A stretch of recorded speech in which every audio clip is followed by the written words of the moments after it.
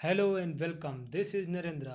आज हम शुरू करेंगे SSC JE previous year question paper shift 2 का सेकेंड पार्ट, जिसमें क्वेश्चन नंबर पहला है हमारा question 26, that is the effective span of a simply supported beam is. Options हैं 0.7 times clear distance between supports, clear distance between supports, centre to centre distance between supports, half of clear distance plus width of column। देखिए simply supported beam कौन सी होती है, जिसमें दो support दिए होते हैं और बीच में एक स्पन होती है। ये होता है हमारा सिंपली सपोर्टेड बीम। अब इस पे लोड तरह तरह के होते हैं। यदि हम यूनिट लोड लगाएंगे तो यूनिट लोड ये होता है, ठीक है, और यूडियल लोड ये होता है, और यूवीएल लोड ये इस तरीके से वेरी करेगा, ये होता है UVL load.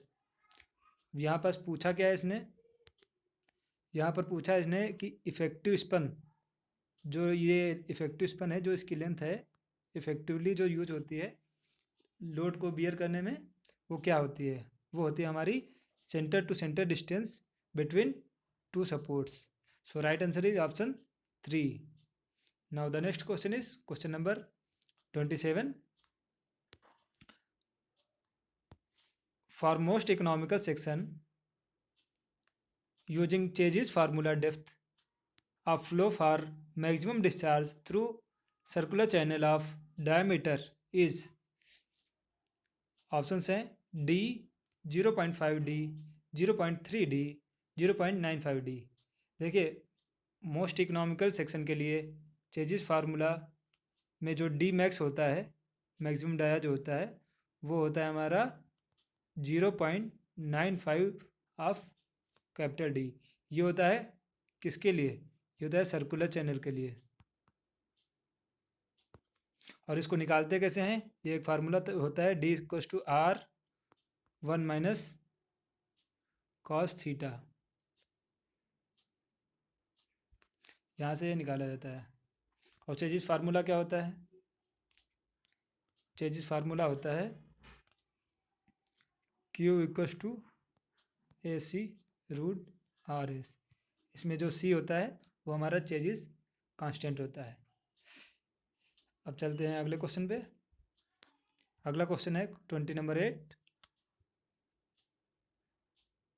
Question number 28, the estimated earthwork by the centre line method for total centre length equals to 40.10 metre, width है हमारी 1.10 मीटर एंड डेप्थ है 1 मीटर।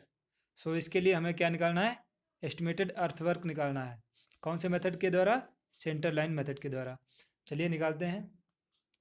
क्या होगा, एस्टिमेटेड अर्थवर्क ये हो जाएगा हमारा L into B into D, कितनी लेंथ में, कितनी विड्थ में और कितनी गहराई तक काम किया गया है। तो इसे हम मल्टीप्लाई कर लेंगे, 40.10 इंटू 1.1 इंटू डेप्थ कितनी है 1। सो कितना आ जाएगा 40.11 metre cube. Right answer is 3। Now the next question is question number is 29। A cantilever beam है of span L subjected to concentrated load W at a distance A from fixed end, the deflection under the point load। ये एक simply supported, ये cantilever beam की बात कर रहा है, ये कैंटिलीवर बीम है, ठीक है। और एक लोड लग रहा है, पॉइंट लोड है, वो हमारा W किलो न्यूटन का है। और ये हमारी स्पन लेंथ जो है, स्पन लेंथ है हमारी L, और ये लग रहा है A डिस्टेंस पर। पूछ रहा है कि डिफ्लेक्शन कितना होगा। डिफ्लेक्शन हमारा, यदि पॉइंट लोड लग रहा है कैंटिलीवर बीम पे, तो जितनी डिस्टेंस से दूर पर लगेगा, ये किसकी तरफ से, फिक्स्ड पोर्शन से जितनी दूर पर ये लगेगा लोड, उसे हम सिर्फ काउंट करेंगे लेंथ में। सो डिफ्लेक्शन क्या होगा, जनरली इसका फार्मूला होता है पी एल क्यूब अपन 3 EI। यहाँ पर P जो है, P हमारा W है, P इक्वल्स टू W, और L जो होगा यहाँ पर L जो होगा वो हमारा है, ये ले लेते हैं हम,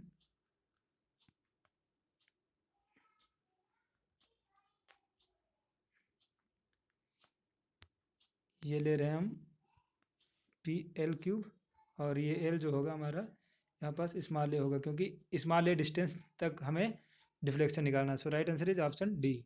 now the next question is question number 30।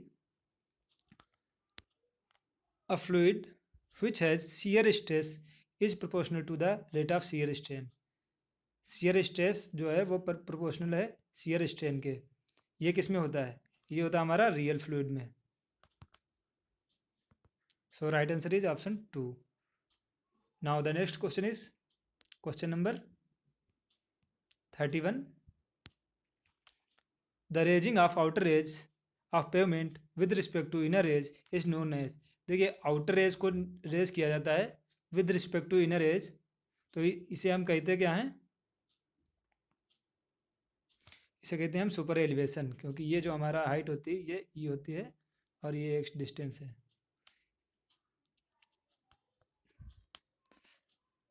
Now next question is question number 32। ये एसएससी जेई ने तो गलत मार्क कर दिया था, इसलिए इसके नंबर सबको मिल गए थे। हालांकि देखते हैं question. Glacier deposit soil is called. इसमें ग्लेशियर डिपॉजिट कॉल क्या कहती है, ये पूछा गया है, इसलिए ये क्वेश्चन गलत है। वैसे आंसर जो होगा इसका टिल होगा, यदि आप गूगल पर सर्च करेंगे टिल मिलेगा इसका answer. Now the next question is question number 33। The actual movement of soil mass is known as. Option first है बेस फेलियर, फिर slope failure, surface failure, collapse failure. Actual movement जो होता है soil मास का उसे हम क्या कहते हैं, स्लोप फेलियर के नाम से जाना जाता है। इसमें होता क्या है, स्लोप का फेलियर होता है, स्लोप फेल हो जाता है। Now the next question is question number 34। If the fluid is ideal as per assumption of Bernoulli's theorem it means that. यदि फ्लूइड आइडियल है, आइडियल फ्लूइड के लिए क्या होता है, वेलोसिटी हमारी जो होती है वो जीरो नहीं होनी चाहिए, ठीक है। विस्कोसिटी जो होती है हमारी, विस्कोसिटी हमारी जीरो होनी चाहिए, और प्रेशर जो हमारा है वेरी करता है, और फ्लो भी हमारा वेरी करता है। So right answer is option 2, that is viscosity is zero. Now the next question is question number 35। In practice flow velocity adopted for the design of a grit chamber is. Grit chamber के लिए flow velocity जो होती है क्या होती है, वो होती है हमारी 0.25 to 0.3 मीटर पर second. So right answer is option 2। Now the next question is question number 36। Least count of a prismatic compass. Prismatic compass के लिए जो लीस्ट काउंट होता है वो हमारा होता है 30 मिनट, लेकिन ऑप्शंस में ऐसा कोई आंसर नहीं दिया हुआ है, इसलिए ये क्वेश्चन गलत था। So right answer is 30 minute. The least count of prismatic compass is 30 minutes. Now the next question is question number 37. An error due to the earth curvature and refraction is to be corrected using। refraction और curvature की वजह से जो correction होता है उसे हम किस तरीके से करेक्ट करते हैं, उसका फार्मूला होता है CC equals to 0.0785 d square. ये होता है हमारा कर्वेचर करेक्शन, ठीक है। और रिफ्रैक्शन करेक्शन क्या होता है, रिफ्रैक्शन करेक्शन होता है 1/7 CC, और जब दोनों को कंबाइन कर लेते हैं C टोटल तो CC प्लस CR, तो ये आंसर आ जाएगा हमारा 0.0673। यहाँ पर जो हमारा रिफ्रैक्शन करेक्शन होता है वो हमेशा ये होता है हमेशा निगेटिव, ये हमेशा निगेटिव होता है। सो ऐड करने पर आंसर आ जाएगा ऑप्शन डी। चलते हैं अगले क्वेश्चन पे। अगला क्वेश्चन है question number 38। Aerobic attached growth process is classified under activated sludge process, chemical clarification, biological treatment, and preliminary treatment. So right answer is option C, that is biological treatment, क्योंकि aerobic process जो होती है वो हमारी biological process है, इसलिए biological treatment होता है। एसपी भी हमारा बायोलॉजिकल प्रोसेस है, लेकिन इसमें होता क्या है, नॉन सेटलेबल जो हमारे सब्सटेंस होते हैं वो डिजॉल्व हो जाते हैं कोलाइडल फॉर्म में। सो चलते हैं अगले क्वेश्चन पे। अगला क्वेश्चन है हमारा question number 39। The ratio of plasticity index and flow index. Plasticity index और फ्लो इंडेक्स का रेशियो क्या होता है? ये होता है IT, IT equals to IP upon IF। So right answer is option 2, that is toughness index. Liquidity index क्या होता है? लिक्विडिटी इंडेक्स का फार्मूला होता है IL इक्वल्स टू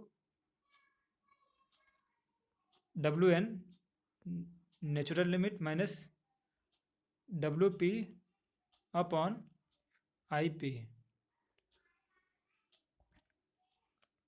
अब चलते हैं अगले क्वेश्चन पे। अगला क्वेश्चन है question number 40। A property फेचेस 9,000 rupees deducting all outgoings. If the rate of interest is 8% per annum, the capital value of the property is। Capital value पूछ रहा है, क्या होगी?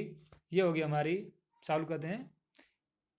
कैपिटल वैल्यू होता है, capital value equals to net return into year purchase. और year purchase ये कैसे निकालते हैं?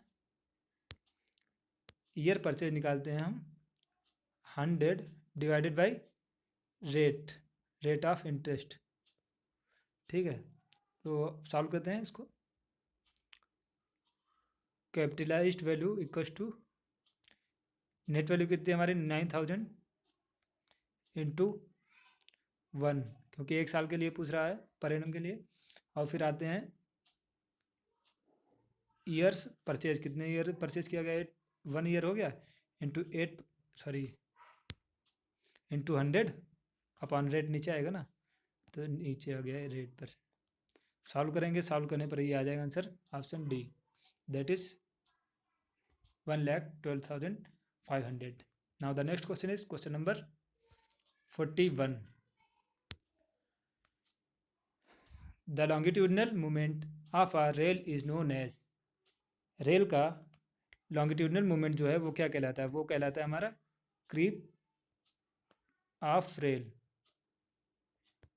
जब ट्रेन चलती है तो ड्यू टू टेम्परेचर एंड उस रेल के वेट की वजह से जो हमारा रेल में डिफॉर्मेशन जो होता है वो होता है क्रीप होता है। क्रीप डिफॉर्मेशन होता है, लॉन्ग टाइम लोड लगता रहता है उसमें, इस वजह से क्रीपिंग होती है। और जो कि लॉन्गिट्यूडनल लोड लगता है, इसलिए ये हो जाता है हमारा creep of rail due to longitudinal movement. Now the next question. अगले क्वेश्चन पे जाने से पहले ये भी पढ़ लेते हैं हमारा वियर ऑफ रेल क्या होता है। वियर ऑफ रेल में होता है कि जैसे ये रेल है तो इसमें जो साइड का पोर्शन है वो टूट जाता है। हॉगिंग में इस तरीके की रेल बन जाती है, हॉग कर जाती है, हम लोग गड्ढे की तरह रेल बन जाती है। ठीक है, क्रशिंग में तो बिल्कुल बिखर जाती है, क्रश हो जाती है हमारी रेल। चलते हैं अगले क्वेश्चन। अगला क्वेश्चन है 42। Which of the following dam is classified based on structural design. Structural design पे कौन सी डैम क्लासीफाई की गई? वो हमारी डैम है ग्रेविटी डैम। ग्रेविटी डैम जो हमारी है ये स्ट्रक्चरल डिजाइन पर क्लासीफाई की गई है। डाइवर्जन डैम क्या करती है? जो पानी आ रहा है नदी का उसको डाइवर्ट करने के लिए उसका डायरेक्शन चेंज करने के लिए डाइवर्जन डैम का यूज़ करते हैं। स्टोरेज डैम क्या करते हैं, स्टोरेज डैम को हम पानी स्टोर करने के लिए यूज़ करते हैं कि बाद में कैनाल्स वगैरह से पानी फ्लो कराया जाए सिंचाई के लिए या किसी और यूज़ के लिए स्टोरेज डैम से यूज़ करते हैं। चलते हैं अगले क्वेश्चन पे। अगला क्वेश्चन है क्वेश्चन नंबर 43। और डिटेंशन डैम थी, वो होती है डैमेज ऑफ फ्लडिंग को रिमूव करने के लिए या उसको घटाने के लिए। अगला क्वेश्चन है 43 में पूछा गया है cross slope given to the pavement for safe drainage of water is. Option है camber, cant, shoulder, kerb. Right answer is camber. Cross slope given to the pavement for safe drainage of water is called camber. Camber जो होता है वो safe drainage के लिए कैसा slope provide कराता है, cross slope. So right answer is option first. चलते हैं अगले क्वेश्चन पे। अगला क्वेश्चन है question number 44। Discharge through the main is dash by connecting pipe in the parallel. Parallel में यदि कनेक्ट करेंगे तो डिस्चार्ज कैसा होगा हमारा, वो इंक्रीज करेगा। चलते हैं अगले क्वेश्चन पे। अगला क्वेश्चन है हमारा 45। For 30 degree cranked or bend up bar the inclined length of crank is equals to, ये होती है हमारी 2d। 30 डिग्री के लिए हमारी 2d होती है। 30 डिग्री बेंड बार होता किस लिए होता है, 30 डिग्री ये होता है निगेटिव बेंडिंग मोमेंट को रेजिस्ट करने के लिए। रेजिस्ट करता है कहाँ पर, सपोर्ट पर। चलते हैं अगले क्वेश्चन पे। अगला क्वेश्चन है question number 46। Shear stress is dash stress. Shear stress जो होता है वो हमारा टेंजेंशियली एक्ट करता है किसी भी बॉडी पे या सरफेस पे।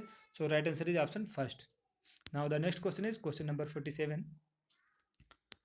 For stopping sight distance SSD the eye level should be at 1.2 metre, 1.8 metre, 0.75 metre, 1.6 metre. SSD के लिए आई लेवल होता है हमारा 1.2 metre. So right answer is option first. Now the next question is question number 48। Free settling of particles in the sedimentation process is also known as zone settling, hindered settling, discrete settling, compression settling।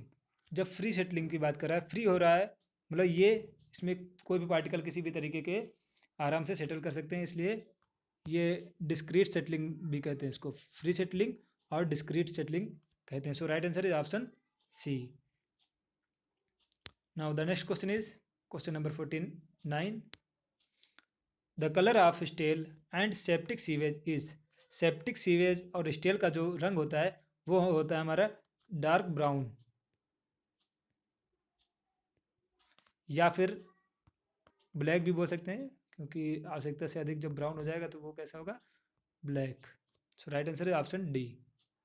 Now the next and last question of today's lecture, that is question number 50. Development length is inversely proportional to।